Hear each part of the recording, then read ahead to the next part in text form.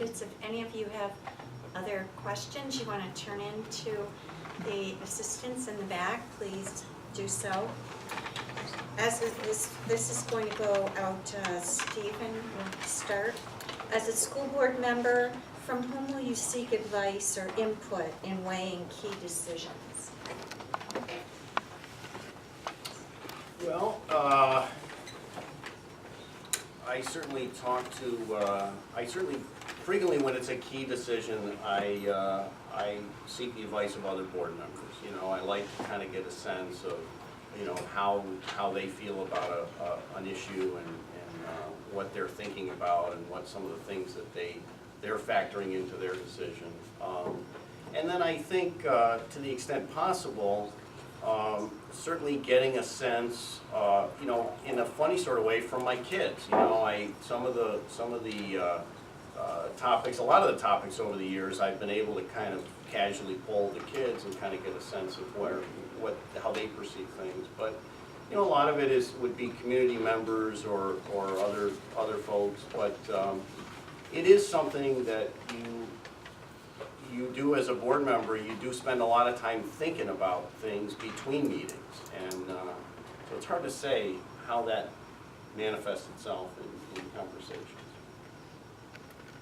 I think it's important to gain as much information as possible on any issue, so certainly trying to seek information from people who may be on two different sides of any issue. As Steve said, there is a lot of thinking between the meetings. I think of all the conversations I've had with people on the soccer field or in the high school waiting for my kids at swim practice, getting cornered at the grocery store. That's all part of what goes into it. And then there's also reaching out beyond, talking to the administrators, and making sure that we've heard from all sides. It could be hearing from teachers or designated representatives for contractual issues.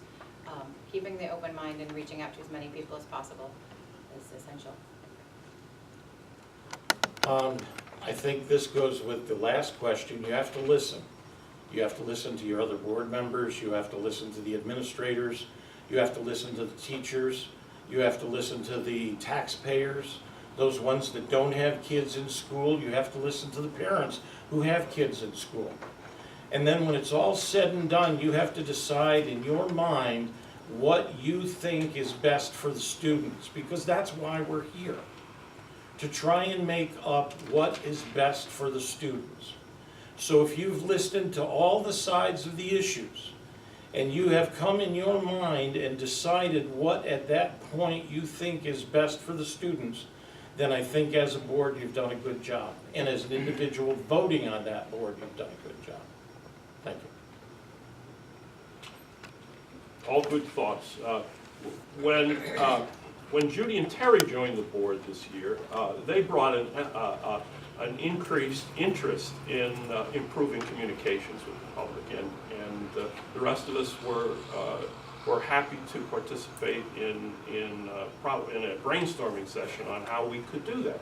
And we've done a number of initiatives in the course of this year, including more responsive discussion at board meetings with people who come to address the board. Forums, we had a good forum to start out the budget process this year, to have interaction with students, with teachers, with community members.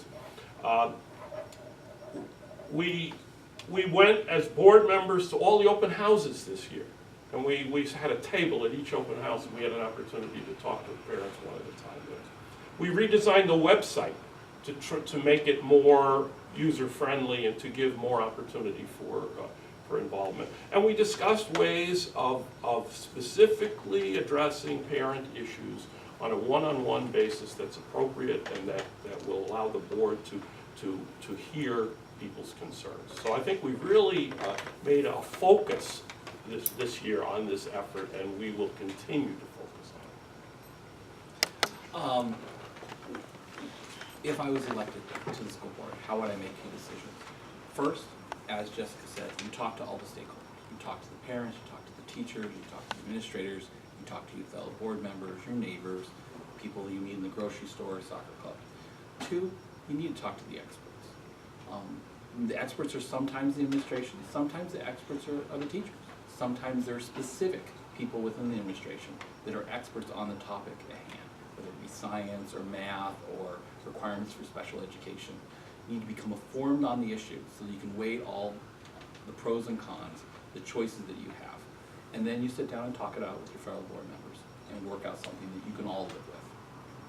That's how key decisions should get made.